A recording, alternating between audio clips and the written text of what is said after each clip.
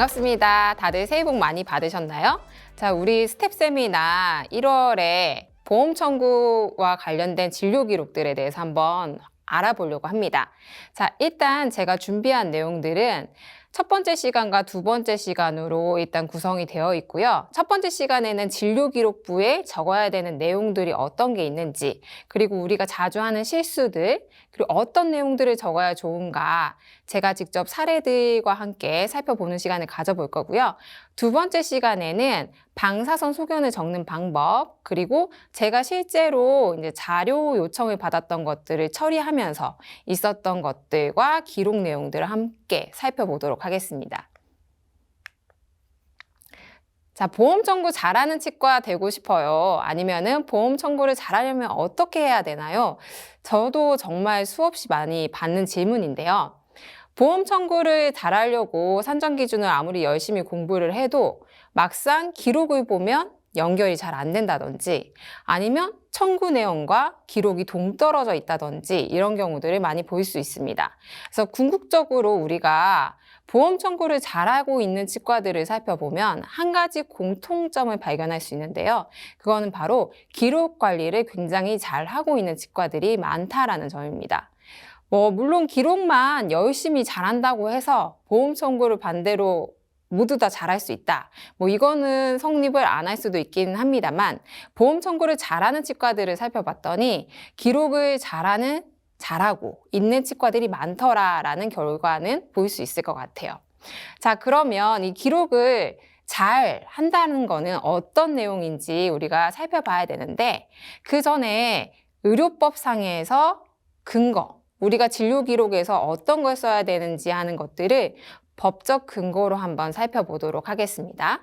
자, 일단 의료법 제22조를 보시면 의료인은 진료기록부, 그 밖에 진료에 관한 기록들을 갖추어서 기록하고 서명하여야 된다. 이런 내용들이 적혀 있는데요. 여기에서 중요하게 봐야 될 부분들을 첫 번째로 살펴보면 보건복지부령으로 정하는 의료행위에 관한 사항과 의견을 상세히 기록하고 서명해야 된다라고 되어 있습니다. 그래서 서명 부분을 종이 차트를 사용하실 때는 잘 하셨는데 전자 차트를 사용할 때는 서명을 어떻게 해야 되는지 모르는 경우도 많이 있고요. 아니면은 서명을 그냥 내가 이름만 적으면 되는가라고 생각하는 분들도 있는 것 같습니다. 예전에 비해서 이제 페이퍼 차트가 없어지고 있는 추세이고 대부분의 치과들이 전자 차트로 전향을 해가고 있는 추세입니다. 그래서 아마 한 5년에서 10년이 지나고 나면 대부분 치과들이 전자 차트를 사용하고 있을 것 같아요.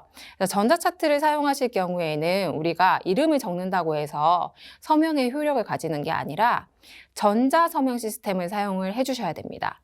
그래서 프로그램 회사에 문의를 하시면은 전자 서명을 어떻게 하면은 도입해서 적용할 수 있는가를 확인할 수 있습니다. 종이 차트와 다르게 이 전자 차트 같은 경우에는 우리가 타이핑으로 텍스트를 남기기 때문에 타이핑을 하는 것은 수정이 너무나 쉽고 언제 이걸 바꿨는지를 알 수가 없죠.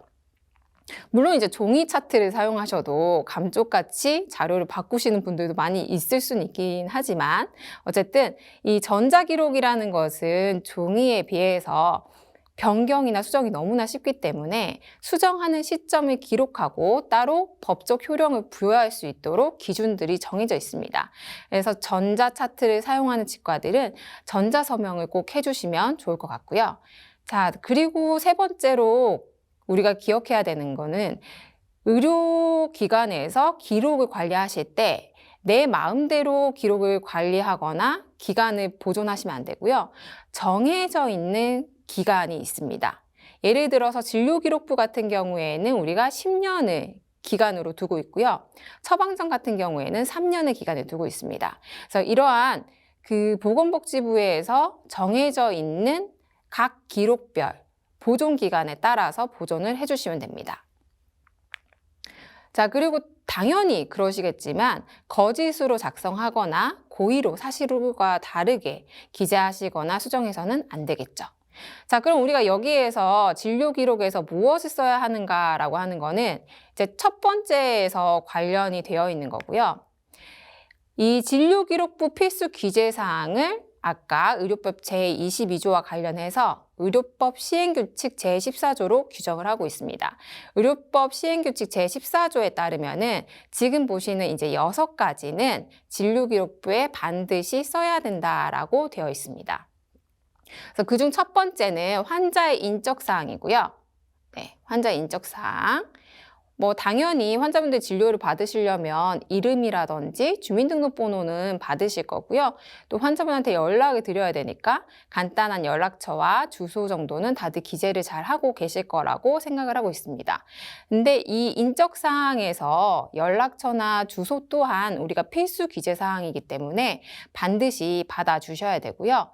자, 그리고 주된 증상, 다른 말로 하면 치프 컴플레인, CC라고 얘기를 하죠. 그래서 주된 증상을 적어주셔야 되고 진단 결과 또는 진단명도 같이 적어주셔야 됩니다.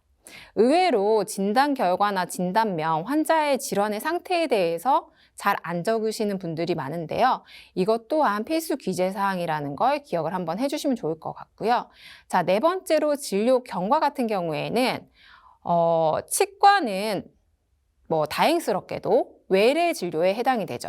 그래서 외래 진료인 경우에는 반드시 적어야 되는 건 아니고 변동 내용이 굉장히 중요하다든지 이 변동 사항이 기록될 필요가 있다라고 하는 지점이 있다면 의사의 판단 하에 필요한 분들만 적어주시면 됩니다. 자, 그다음 5번째 치료 내용 같은 경우에는 당연히 잘 적어주셔야겠죠. 환자분이 그날 와서 주사를 투여받은 게 있는지 아니면 투약이나 처치 같은 것들을 한 게 있는지 적어주시면 됩니다. 자, 진료 일시 같은 경우에는 원래 시행규칙이 개정되기 전까지는 진료 일시 분을 적도록 되어 있었는데 지금 현재는 진료 일시로 줄어든 상황이라서요. 진료 일시, 즉 날짜와 시간까지만 적어주셔도 법적으로는 큰 문제는 없습니다. 하지만 이제 분까지 적어주시면 아무래도 환자분이 예약 시간을 잘 지켜서 와주셨는지, 그리고 이 환자가 얼마나 대기를 해서 진료 시작이 되었는지, 그리고 오전에 받았는지 오후에 받았는지 이런 부분들도 알 수 있기 때문에 분이나 시간에 대해서도 조금 더 상세하게 기록을 해주시면 좋겠죠. 전자차트를 사용하시는 경우에는 입력 시간이 자동으로 기록이 되기 때문에 따로 신경은 안 쓰셔도 될 것 같습니다. 자, 그리고 시행규칙의 첨언으로 한 가지 내용이 더 있는데요. 가급적이면 이제 진료기록부를 작성하실 때 한글로 기록하도록 노력하여야 된다라는 조항이 있습니다. 이게 사실 쉽진 않습니다. 네, 저도 가끔 기록을 남기거나 이제 기록을 하시는 걸 도와드리다 보면은 영어로 남기게 되는 경우들이 많거든요. 그래서 영어로 남기실 때는 모두 공견이 알 수 있는 의학 용어 같은 것들은 물론 이제 의학 용어로 영어로 남기셔도 되지만 만약에 환자의 상태를 설명한다든지 하는 부분들은 굳이 영어로 기재하실 필요는 없을 것 같고요. 한글로 누구나 쉽게 이해할 수 있는 수준으로 적어주시면 훨씬 더 좋은 기록이 될 수 있습니다. 자, 우리가 흔히 하는 실수들을 한번 살펴볼 텐데요. 자, 이 기록이 우리 치과에 있는 것 같다라고 하시면은 앞으로 정말 많은 노력을 해주셔야 되고요. 아직도 저렇게 차팅을 하는 치과가 있어 라고 생각을 하신다면은 잘 하고 계신 거라고 생각이 듭니다. 네, 하지만 아직도 이런 치과들이 많이 있어요. 생각보다 많이 있어서 이 기록을 보고도 도대체 뭐가 잘못된 거야? 라고 생각하시는 분들이 많이 있을 수 있습니다. 그러면 어떤 부분이 일단 기본적으로 잘못됐을까요? 간단하게 적어서 아니면 뭔가 설명이 많이 없어서? 자, 일단 첫 번째로는 우리가 방금 살펴봤던 진료기록부의 필수 기재사항들이 있었죠. 근데 이 필수 기재사항들이 다 안 지켜진 모습을 볼 수 있습니다. 환자분의 CC도 없고요. 그리고 환자분이 어떤 상태였기 때문에 구강내소염술을 했는지 이런 내용들을 전혀 알 수가 없습니다. 그래서 필수 기재사항이 일단 기본적으로 지켜지지 않았고, 자, 그다음 두 번째로는 환자분의 어떠한 경과라든지 이후에 뭘 할 건지, 그리고 이 시술을 왜 했는지를 이 기록만으로는 도저히 짐작하기가 어렵죠. 자, 원장님들이 치과 의사분들이 어떻게 해야지 보험 청구액을 많이 늘릴 수 있습니까? 는 정말 많이 질문하십니다. 그러면은 대부분 어쩔 수 없이 같이 일하시는 진료 직원분들, 그리고 실장님들, 청구를 담당하는 직원이 따로 있을 수도 있죠. 그래서 직원분들한테 보험 청구를 완전히 의존하시는 경우들도 있고, 아니면 원장님께서도 같이 보지만 직원분들과 공존하는 경우들도 있습니다. 자, 그럼 이때 생기는 문제들이 뭐냐면, 기록이 부족하면 직원이 바뀜에 따라서, 혹은 이제 원장님이 잘못 판단함에 따라서 청구의 내용이 굉장히 천차만별로 달라지게 됩니다. 하지만 실제 진료하는 치과의사분들이 진료 기록을 잘 해주시고 또 보험 청구에 대한 이해도를 높여주시면은 보험 청구를 하기 좋게끔, 그리고 기준을 벗어나지 않게끔 적정하게 진료를 잘 맞춰주실 수 있고, 기록 또한 크게 벗어나지 않게끔 잘 해주시기 때문에 직원분들이 바뀌더라도, 청구를 누가 하더라도 큰 문제 없이 청구액이 들쭉날쭉하지 않고 잘 맞춰지는 걸 볼 수 있습니다. 그래서 지금 이 강의를 들으시는 우리 치과의사분들 원장님들께도 드리고 싶은 말 중에 하나는, 청구를 잘하기 위해서는 일단 기본적으로 원장님들께서 기록에 신경을 1차적으로 중요하게 생각하고 기록을 잘 해주셔야지만 직원분들이 청구를 잘 할 수가 있습니다. 아무리 뛰어난 직원이 이 치과에서 보험 청구를 열심히 하려고 해도 기록이 부족하면 거기에서 끌어낼 수 있는 진료에 한계가 있습니다. 그렇기 때문에 우리가 그냥 내가 바쁘기 때문에 이걸 기록하는 게 귀찮아서 기록을 미루어서는 절대 안 된다라는 이야기를 하고 싶고요. 자, 그러면 진료 기록을 작성하는 방법을 한번 살펴보도록 하겠습니다. 자, 작성할 때 이 기준은 뭐 어느 책이나 뭐 저서에 적혀 있는 건 아니고요. 제가 생각했을 때 요러요러한 내용들을 생각해서 기록을 하면은 기록상의 내용이 좋아지더라 하는 것들을 경험을 토대로 한번 뽑아봤습니다. 그래서 크게 3가지로 볼 수 있고요. 첫 번째는 질환과 구강의 상태가 어땠는가를 적어주는 게 중요합니다. 자, 예를 들어서 초진의 치근활택술을 할 수 있죠. 자, 할 수 있습니다만 초진의 치근활택술을 자주 하는 치과라든지 아니면은 초진의 치근활택술을 하는 것 자체가 딱히 권장되는 방향의 진료는 아닙니다. 청구적으로 해석을 했을 때. 왜냐하면 치근활택술이나 치주소파술은 어쨌든 치석 제거를 전제로 하는 단계적 진료이기 때문에 초진의 부분 RP를 하셔도 되지만, 초진의 부분 RP를 내가 했다면 이 RP를 왜 했어야 되는지, 환자의 상태가 어땠기 때문에 할 수밖에 없었는지, 이런 것들을 적어주신다면 좋겠죠. 자, 두 번째로는 시술 내용을 적어주시는 건데요.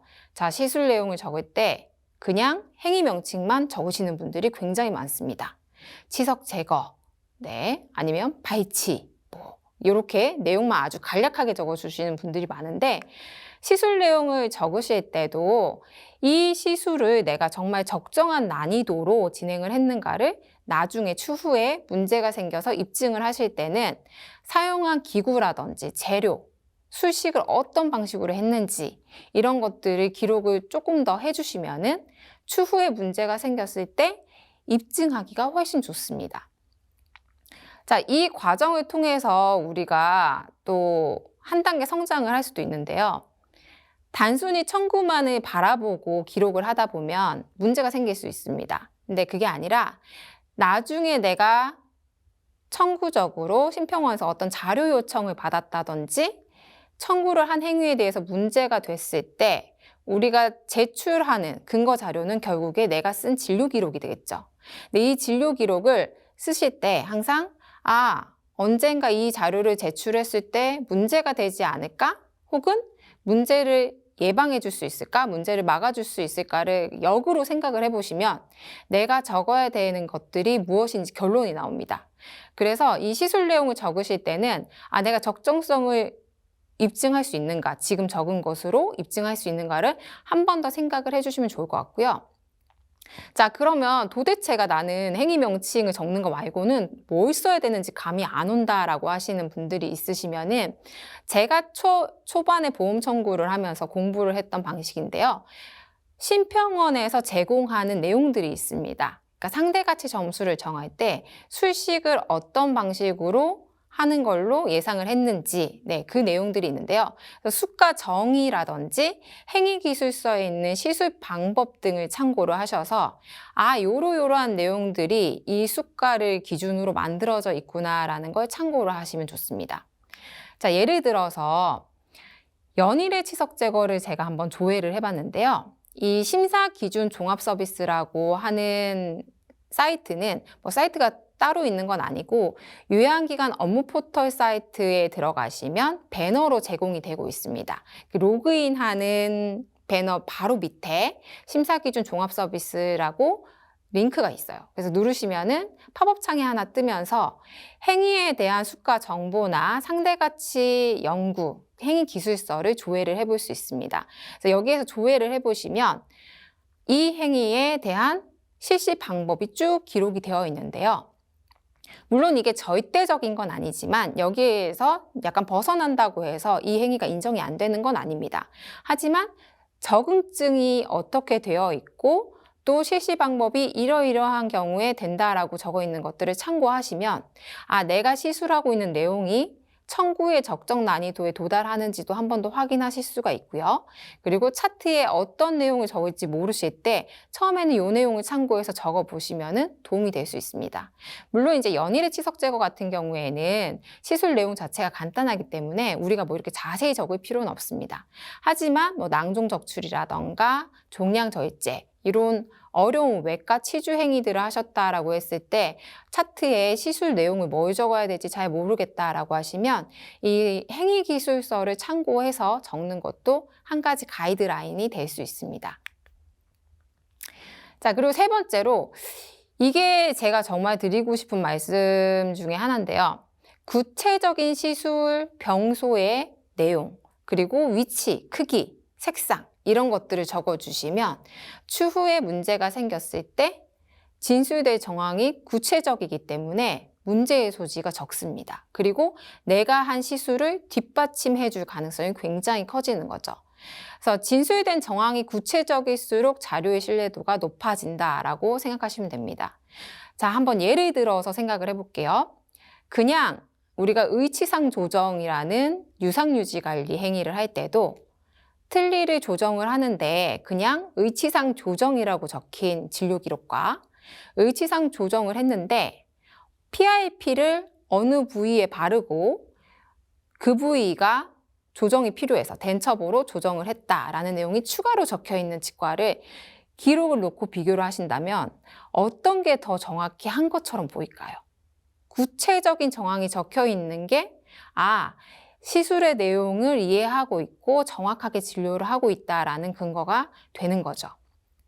그래서 제가 지금 예시를 들어놓은 내용도 보시면은 링구알 측의 섬유종이 어떤 크기로 있고 어떤 색상으로 있는지 이런 것들을 조금 더 구체적으로 적어주시면 진짜 섬유종을 관찰했고 추후에 제거를 했더라도 정말 했겠구나라고 심평원에서도 생각을 할 수가 있는 거죠. 자, 일단 이번 시간에는 사례를 한 가지만 좀 살펴볼 건데요. 제가 이 사례를 고르면서 조금 고민을 했던 건 이 사례 자체가 병리검사에 관련된 거라서 병리검사는 청구를 어려워하시는 분들이 많아요. 하지만 이제 병리검사와 생검을 하셨을 때 이런 내용들을 적으면 좋구나라고 참고를 해주시면 좋을 것 같습니다. 그래서 일단 청구 내역을 살펴보면은 양성 종양 적출술을 했고요. 그리고 마취를 시행했습니다. 청구 내역에서 좀 특이할 만한 사항 중에 하나는 종양 적출술에 지금 마취 행위가 안 보이죠? 마취 행위가 일반적인 치과 진료에서는 인정이 되지만 이 구강 내 양성 종양 적출술이라든지 아니면은 우리가 악골수염 수술을 한다든지 이런 몇 가지 의과랑 같이 사용을 하는 행위들이 있는데 의과랑 같이 사용하는 수가 같은 경우에는 전달 마취나 침입 마취 같은 행위료를 인정을 받지 못합니다. 왜냐하면 주된 처치 안에 마취까지 포함되어 있다라고 해석을 하는 거죠. 다만 지금 보시는 것처럼 리도카인이라든지 의약품 관리료는 받을 수 있습니다. 그래서 구강 내 양성 종양 적출술을 시행했고 조직병리 검사를 했구나. 그리고 조직병리 검사하면서 형광 현미경 검사도 시행을 했네라는 걸 여러분들이 알 수가 있죠. 자, 그럼 이 청구 내용만 봤을 때는 어떤 내용들이 적혔는지 알 수가 없죠. 근데 이것도 잘 적은 거 아니야? 라고 생각하고 계신다면은 이 구강 내 양성 종양 적출술을 청구하시기에는 조금 부족하다라고 생각을 하셔야 됩니다. 자, 그러면 저는 이거를 원장님과 어떻게 상의를 해서 기록을 어떻게 했는가 사례를 보여드릴게요. 자, 8월 23일에 초진에 왔을 때 이미 이제 피브로마가 의심되는 증식된 조직이 있었습니다. 자, 근데 여기서 보시면 사이즈는 어떠했고 컬러가 어떠했는지 그리고 모양이 포도송이 같은 작은 구들이 합쳐진 모양이었다. 그 사이가 약간 그루브를 따라서 화이트한 형상이 있었다라고 굉장히 자세히 적혀 있죠. 그래서 추후에 이 기록을 제출을 하게 되면은 당연히 내용적으로 봤을 때 굉장히 좋은 기록이 될 수밖에 없습니다. 자, 그리고 시술의 내용도 그냥 절개해서 제거했다로 끝나는 것이 아니라 블레이드를 넘버 15번을 사용했고 어떤 걸 떼어냈으며 봉합한 조직의 길이는 어떠한가까지 적어주셔야지만 완벽한 차팅이 되는 거죠. 자, 그리고 23일 진료는 조직병리 검사를 맡기는 이제 마지막 진료 내용 같은 경우에는 어차피 병리과에서 진행을 한 거기 때문에 우리가 검사 결과 정도만 추가로 회신이 됐을 때 적어주시면 좋을 것 같고, 자, 마지막으로 굉장히 간단한 케이스인데, 자, 드레싱을 하셨을 때도 그냥 드레싱 이렇게만 적어주시면은 내용이 부족합니다. 힐링 상태가 어떠한지 적어주시고 어떠한 재료를 사용해서 드레싱을 해주셨는지도 적어주셔야지만 완벽한 차팅이 될 수 있는 거죠. 자, 이렇게 해서 일단 사례를 한 가지 살펴봤고요. 저희 두 번째 시간에 와주시면은 조금 더 정확한 사례들을 바탕으로 설명을 드릴 수 있을 것 같습니다. 두 번째 시간도 같이 해주시면 좋을 것 같습니다. 감사합니다.